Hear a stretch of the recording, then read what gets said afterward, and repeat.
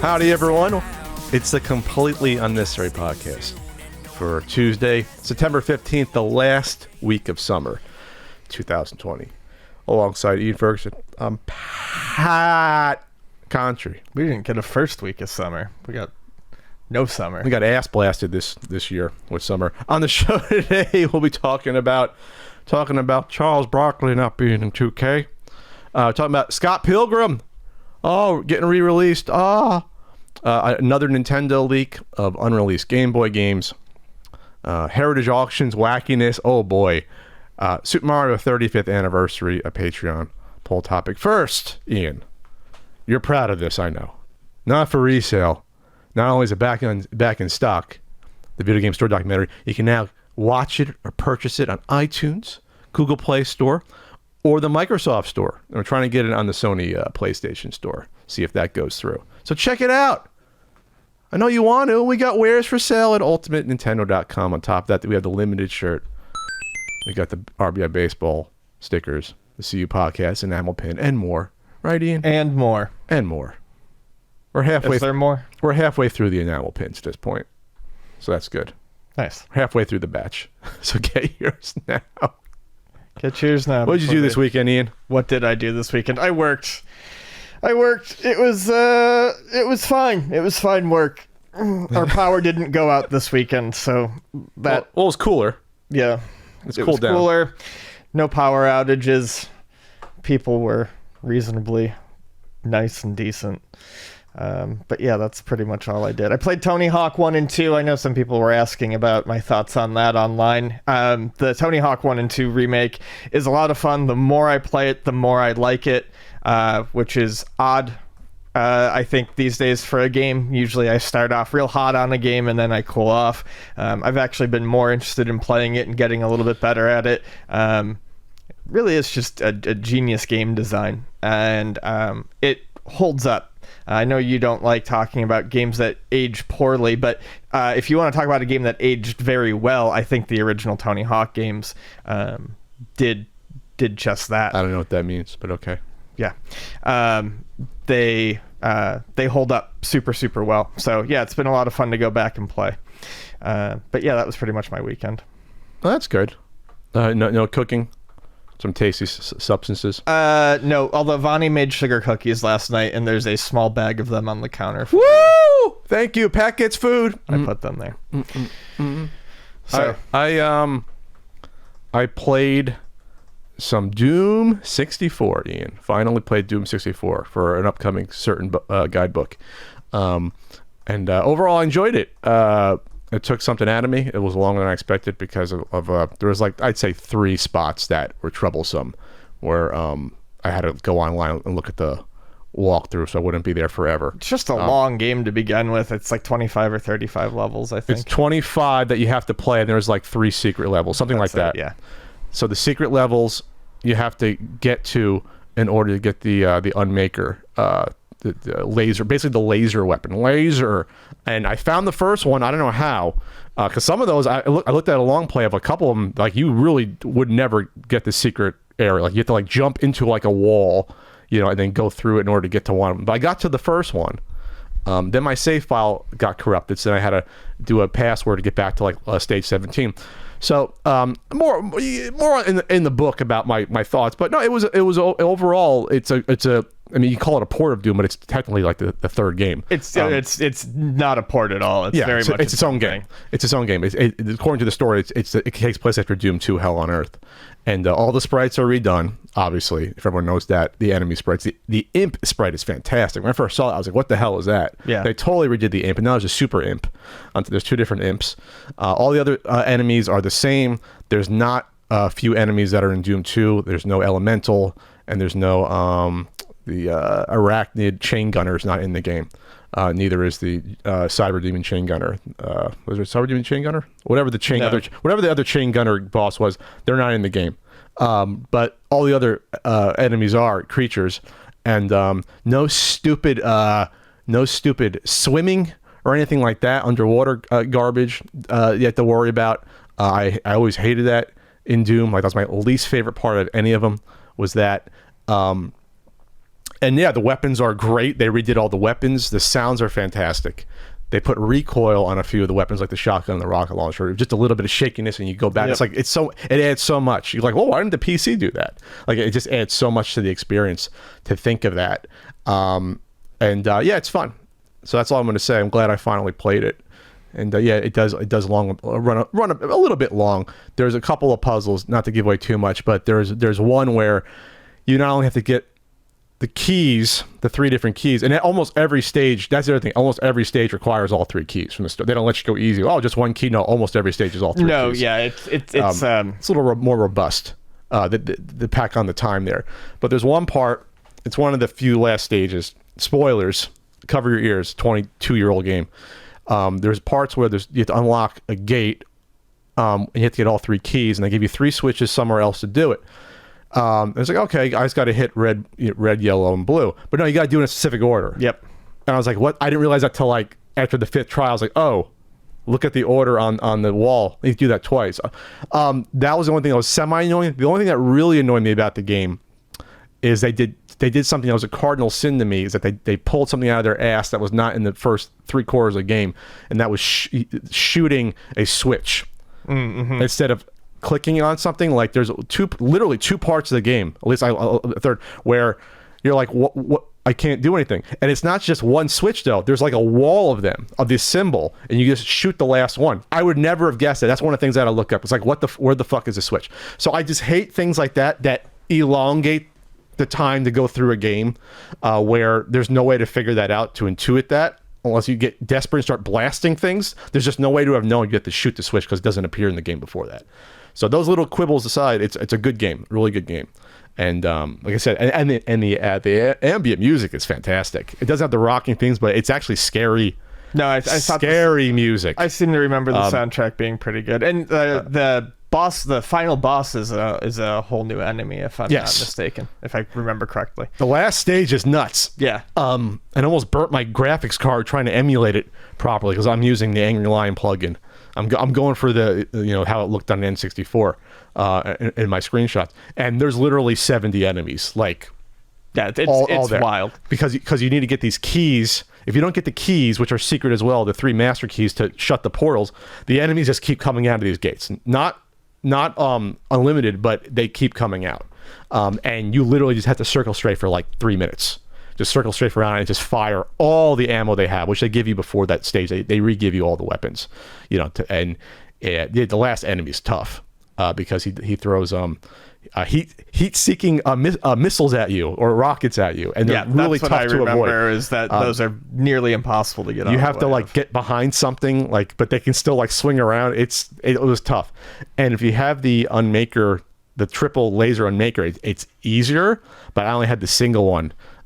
So I was kind of like, okay, that took a while to get past that part, but it held up the graphics card. It didn't blow out, because that's the only thing with the N64 emulation, is that it's so heavy on the resources. If you go for the lower level, that when you get a ton of things on the screen, it might slow up. I'm assuming an N64 slowed up at that point as well. It might have. I absolutely remember it when there's running 40 guys on the screen. Yes. Yeah. There's also one stage where there's a lot of mountainous stuff. It's the last 4th or 5th level. There's a lot of mountainous area. There's just a lot of textures on the screen at once, and that gave it issues as well. There was just a lot going on there. But no, so look forward a year and a half from now to reading my review of that, I guess. I'm very happy. I'm very Our pal happy Ninja? about Ninja, of course, being back on Twitch. There's nothing I love more than Ninja news and news about pal Fortnite. It's our #1 cash cow talking about public battlegrounds G. And Ninja, there's just none better than Ninja. None better in the biz. None better in the biz than our friend Tyler Blevins. He told us it might be happening. Our mimosa brunch we had back in May, we were socially distanced. He said, guys, something's cooking here. I don't know if Mixer's going to be around. I was like, oh, tell me more, Tyler. Tell me more. And I'll get the bill this time. So he signed a multi-year contract with the platform. This is a statement. I'm excited to get back to streaming full-time and connecting with my loyal fan base. I'm one of them. Ninja said in a statement, I really took my time to decide which platform was best. No, you didn't. out of the 2 that were remaining. I mean, of course he did. And Twitch has been supportive throughout this process and understanding my overall career goals. So understanding that he decided to leave before. Anyway, in this next chapter, I'm going to make it a point to elevate and bring more eyes to underrepresented creators. I'm looking forward to working with Twitch to demonstrate how this amazing community of gamers can make a meaningful statement. In all seriousness, Ninja, your loyal fan base, from it sounds like a lot of them didn't follow him over to Mixer, and that was one of the problems is that Microsoft was like, we spent all this money on this guy and it's not really working out because people don't want to leave the platform. So, and they signed 4 or 5 other people, and it went belly up in less than a year, like 7-8 months. It was like, this is not working out. So this whole next chapter thing is funny because now like sports people do it, like, you know, athletes, like, the next chapter in my life, like it's a whole story of your life. You just go in and get paid. Like it's a job, man. Let's just be honest about it. Yeah, it's a job. If Twitch was working with you that well, you wouldn't have left. You wanted to get paid. I don't blame you for taking the money. No, that's fine. But I'm just tired of people like lifting these people up to other than what they are. It's like, yeah, you can do cool stuff. You can, you know, raise money for charity. You could hopefully work with underrepresented streamers somehow. But you're taking it's the money, man. Take the money for playing a fucking video game. That's fine. Do it. Take the money and go. Just don't go on. With take the money and run. This floofy. This floofy. Let's not make it out to be anything better than what it is. That's all, right? I mean, God, you giving 10% of your take to Drake every day because you should, because that's the reason why he blew up. The only reason I heard of him, you know. Anyway. Oh man. Yeah. Oh no, sorry. There's 3 left. You got YouTube Gaming left, which most people don't use or respect for whatever reason because the interface isn't that good. YouTube Gaming Facebook. left. Facebook, which is a thing, but I don't. It's like, I guess the boomer streaming network. I guess at this point, I don't know anyone. And then you got Twitch. Like that. So really, it's Twitch and YouTube. Facebook doesn't really count as far as I know. I don't even know where to access Facebook Gaming. Like I don't even know if it's a website. I guess it's just like, oh, if someone streams, they're on Facebook Gaming. It's not a competitor.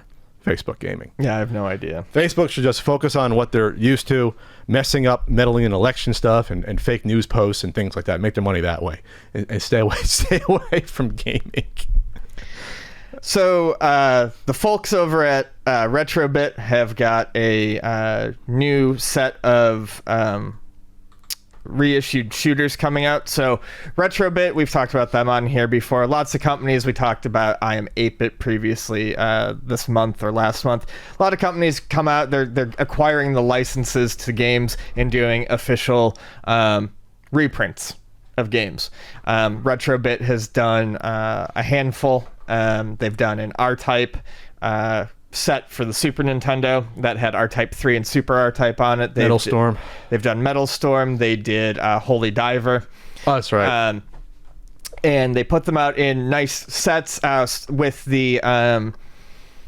the Metal Storm one, there was the limited edition set that I believe was $70, and then the standard release set that was $45. And they're always high quality. I do like the Retrobit ones. The price point is really nice. Good value. Yeah, and what you get is there's always some sort of cool little freebie or trinket in there, whether it's stickers or a pin. Or like with the Metal Storm one, they did a little figurine of the gunner. So Toaplan was a developer. They were known for shooters. They have 4 very popular ones on the Genesis. At least one is very well known: Truxton, which goes for a lot of money, Hellfire, Fireshark, and Zero Wing. Zero Wing was never officially released over here in the U.S., but it's very well known. All your base, it's exactly belong to somebody named right. Steven. The genesis of that meme started there. That was no pun. No pun was actually intended, but I couldn't think of the right word. How's Hellfire? I never played that one. So Hellfire is great. I like Hellfire S on the PC Engine. I have that one. So Hellfire and Zero Wing are horizontally scrolling shooters. Fireshark and Truxton are vertically scrolling. I really like Fireshark. Truxton, I don't have the money for an actual Truxton, but I've played the Flash cartridge. How much is that going for It's nowadays? like 300, I think. Are you serious? Yes, Truxton's always been expensive, but now it's very I thought it used to be like a $60 game. It used to be like 100 complete, and then I think it jumped up. Oh, man. I got mine at the swap meet. Lucky me. Like 5-6 years ago. So yeah, Retrobit is releasing all 4 of these as a Toa Plan set. You can get each one individually for $44.99. They come with each one comes with like some sort of interview or behind the scenes document on like, so they're talking about the music in Truxton. Talk in a little fold out. Yeah, thing? there's like a little fold out interview for each. For each I was thinking, what do you mean? Like on the Genesis card, there's an interview in like 240. No, there's like a 120? little book, like a printout. That's pretty cool. Oh, it's Yeah. like a book. They come with puffy stickers as well. Oh, old school puffy stickers. I from like the 80s? puffy stickers. And you can get all 4 of these together for $159.99, and they come in it is a value. They come in it comes in a nice slipcase like you would see like an old like VHS, like a season of something on VHS. It kind of looks You said it was like. $150 for all 4? I think it's $159 for all 4. So Pat math, you're saving like $20. That's pretty good. Yeah, theretheabouts. You want all 4 of them. And I know I've sounded harsh. Reversible cover cartridge case, like the raincoat. Yes. So. Oh, that's interesting. No one's ever done that before. Have they a reversible cover? That's a pretty cool idea to do that. Why not for a Genesis game? Yeah. For a Genesis game, no, but there's lots of games with reversible cover art. That's a huge thing. Oh, is it? Massive thing. Like a Switch thing? So many games Oh. have reversible. Well, screw me, Pat. You don't know what the fuck you're talking about. Tons and tons of games. All right. So yeah. Anyways, I think this is a really good set. I know that I can be a little picky sometimes about these re-releases, but like I said, Retrobit has in the past always impressed me, and it's a good price for what you're getting. And these are actually like hard to find games, so you can get an official Truxton for $45 now. Let's see what Hellfire goes for on eBay. Now I'm curious, since I never heard of this game. Hellfire Loose on the Genesis, I think, is probably like 60, 70. Complete 85 buy it now, so that's not as bad. No. But these are all. I guess they didn't. Do I have this one too? The art looks familiar on it. Then there's like a lot of Genesis shooters that had the art like that. I definitely have Truxton. I know that because when I found it, I was like, wow, Truxton. I had heard of it at the time. And I found it at the swap meet. I think with a couple other shooters. That's right. I found it like 3 different shooters at the swap meet with that. The one with the angel wings was there too. Philios. Yes, that's when I got that. That's the Namco one. Anyway, all right. So check out our pals at Retrobit there. All right.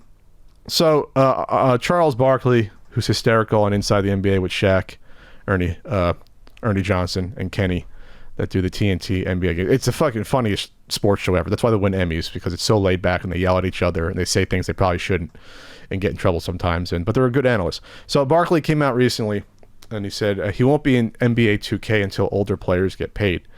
So I didn't realize this at the time that Barkley has not been in these recent NBA 2 games. I had no idea. Yeah, and apparently this has always been his reasoning. It's just recently he did a video, I guess, with Did like a little interview. Yeah, for like a kid's account, and it was a kid's account. Yeah, Oh. and it picked up traction from there. So what Charles Barkley says is, give the old retired players $1 million and I'll be in the video game. Barkley says, they piss me off every year. They call me every year and say, have you changed your mind? He did an interview. This was like literally a kids channel. Yeah. That, like just randomly, he did this interview and it blew up. Yeah. Good for you, Barkley. He's just doing a random interview with this kid. It's literally it's like a 10-year-old kid. That's awesome. But and then he clarifies. He says, I'm not talking about old retired players like me. There's this misconception, though, that everyone's been making a gazillion dollars. There's players older than me who didn't make any money. Those are the guys. They're older and probably need the money, so that's why I'm not in the game. That's a good. I stand by Chuck saying that. That's a good stance, and I understand what he's saying. It's not that he needs the money, but not every basketball player was a superstar. Not every basketball player, made the money off of endorsements that him... And there weren't huge contracts either. Right, exactly. That him and Michael Jordan and Scottie Pippen and all them made. And this article on Kotaku by Luke Plunkett does go into some of, you think, now you might think, oh, well, even the smallest contract is getting you a lot of money. Well, these days, yes, it says in the article that $893,000 was the smallest... That was the lowest paid NBA player last year. But that wasn't always the case. In the 85 to 86 season, the smallest salary for an NBA player was $70K. So about $170,000 today. That's not small money, but that's not what people think of. You can't retire on that. Right, you can't retire on that. People don't. That's not what people think of when they think superstar money. Sure. So yeah, I don't know. It's good of Chuck, and he doesn't need to be in these games. Yeah, the most of the sports contracts didn't blow up until the 90s. As far as I know, a lot of the league minimums were really low, especially for baseball. I know that was low. And then hockey wasn't as popular as the other ones. So it wasn't until the 90s where like things really started more player shares of like revenue started to come, as far as I know. That's when it started to happen more. So I'm not sure how this works. They have to reach out to every individual player to say, even if you're on like the team, say like a team is featured from the early 80s, to say, oh, we need your permission for your likeness. I guess so. I don't know how that works, but he doesn't want to be a part of this. Yeah. And reading further into like some of the comments, I usually like to see the first couple comments on Kotaku articles. There's actually someone talking about how Charles Barkley actually goes into how he's kind of been like this always. They talk about how he's a big tipper. Apparently, he's got a quote saying, "The reason I tip so much is people who normally work in those fields, they survive on tips. Me giving them some extra money is going to have zero effect on my life, but it might have a huge effect upon theirs." So good for him. Yeah, Charles Barkley is not without his moments in history where he hasn't come across the greatest, but it seems like, his heart is in the right place.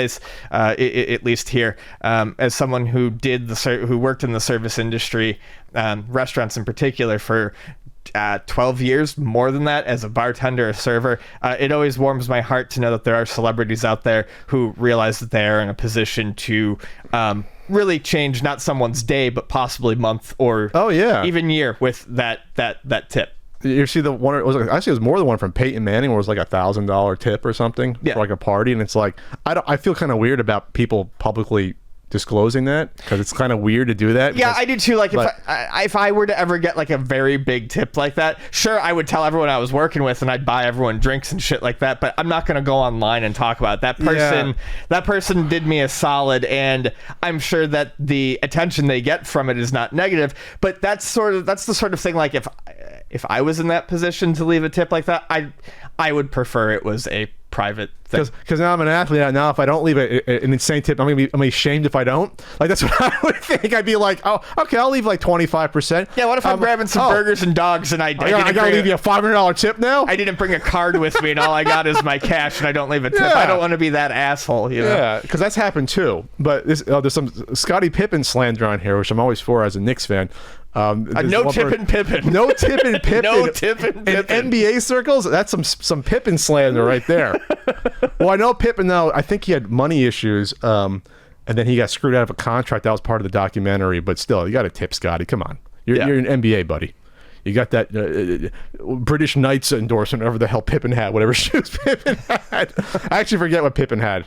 I don't know that. And then I know Ewing had Converse, because at that point almost no one had Converse anymore. And Ewing was like, "Oh, I'm not buying Converse sneakers." Ewing had Converse, and Larry Johnson had Converse. I know, because I had Larry Johnson's Converse. Did you really? Yes, I did. Because Converse were the NBA shoes up until Nike with Jordan came in and fucking wiped them out by the late 80s, early 90s. Like, it was Converse. Good old Larry Bird and the old Chuck Taylors that he used to wear. I don't. You know why, Bird, you had back pain? Because you didn't have any cushion support in the shoes you wore. Yeah. You had those awful non-cushion sneakers. I mean, that could be a reason why. Were they Chuck Taylors? That was the canvas ones, right? The ones going back to like the 50s. Mm-hmm. He wore those. Yeah. Lots of basketball Larry players Bird. did. There's no arch support on those. You're jumping up 8 feet in the air. I'm sorry, we're getting off beaten track here. Check out Inside the NBA. Even if you're not an NBA fan, it's entertaining to watch those four go at it. And they have the little memes, and they respond to the people on Twitter with the little gifs and everything. It is. It's four cranky old men. They're not all cranky all the time. Ernie's pretty nice. I mean, sure, but and Kenny's really smart. Kenny should be probably coaching somewhere. And Shaq and Barkley end up yelling at each other all the time. And Shaq's like, "You don't got any rings. Count the rings." And Barkley will tell them to shut up. And they make fun of each other's clothes. It's funny. It's a funny show. Yep, I enjoy it. So CNET and GameSpot are sold through their. They've been sold through their parent company, Viacom CBS. They reached a deal to sell CNET for $500 million to a marketing firm called Red Ventures. This was announced on Monday, and this is going to go through, I guess, by the end of the year. Under the deal, CNET Media Group, EVP and GM Mark Larkin, along with the unit's senior execs, will remain with Red Ventures following the acquisition. Expected to close fourth quarter. CNET Media Group has 980 employees, and our plan is to grow CNET in ways unforeseen, a Red Ventures rep told Variety. She declined to address whether the company anticipates any layoffs following the deal closes, saying that right now we're focusing on how we grow. There'll be layoffs. There's always layoffs with acquisitions. Yeah. I mean, I always say that, not to be a downer, but you always reassess, okay, who do we want gone? Who do we want to replace people? That's what always happens when there's an acquisition. CBS acquired CNET in 2008 for $1.8 billion. Wow. And they're getting out of it now. So I guess maybe they made their money, maybe they didn't. They want to get out. I don't know. They don't want to be in the business anymore. I had no idea that GameSpot was under the CNET banner. Technically, I had no clue. So hopefully it doesn't mean GameSpot goes bye-bye, being that we don't have many, big gaming news sites left. IGN, GameSpot, Polygon, Kotaku. if you count Kotaku, you're kind of. You have to. I mean, it's a big one. I mean, you can like it or not like it, but they're there. I think that's one of the big four. But yeah, the day of the old big super site is over. Where each system had kind of its own little section, and journalists hired for each section. Yeah, you don't really see anything like the IGN or the GameSpots anymore. Sure. So I guess we'll see what happens next year, but I have a feeling it's going to be, they just slashed like a third of the employees for that. I have no idea. I guess CNET does good numbers still. At this point, it's got to be, I hate to say a boomer audience. It has to be what CNET is at this point. It has to be, because CNET's been around since, the early 90s? Oh, yeah. CNET, I don't think CNET's getting any new... They're not getting young blood. Right. They're not getting new readers. It's for people that bought their Gateway and Dells in the 90s. What's this zip file thing they have to download? And they get the 40-year-olds then who are now 75-year-olds now, or 65. Like, that's kind of depressing to think about, but they pretty much probably grew up with that. But CNET is weird because when you look at, they have 1.7 million followers on Twitter. But when you look at their tweets, there's like no interaction to nearly match how many followers they have. Sure. So you wonder, what the hell is this? Are people just trying to actually get news from it? I don't know how you value this stuff, but I just noticed that because it's like, okay, because I never see CNET tweets ever. I don't follow it, but it's like, here's the Apple Watch, and it's like, it's got 349 likes, but they have 1.7 million followers. It's really low compared to that. So maybe it is just something of a bygone era that's sort of just hanging around. I don't know. Like, they don't cover gaming stuff. I don't think that gets noticed. It's just tech and computer crap. But, yeah. As I see that, I see USB-C trending for some reason. Is this because the Apple news is coming out? I guess that's why. We get our Apple news. Oh, that's right. It's September. Oh, great. The new iPod Air stuff. Cool. iPod Air? What's that? I don't know. I can't keep track of it. But it's going to use USB-C, which is why it's trending. It's going to cost $600. The iPod Air. I guess that means that you put songs on it through the air, I guess? Like with AirDrop? That's what I'm guessing. That's what I'm guessing. I still don't have an iPad. I feel I should at this point. Now they're finally reasonably priced after 10 years. It's been for like 10, 11 years, the iPad already. Because you know how I know that? In Modern Family, season 1 or 2, Phil gets one for his birthday. He's excited. How modern is Modern Family?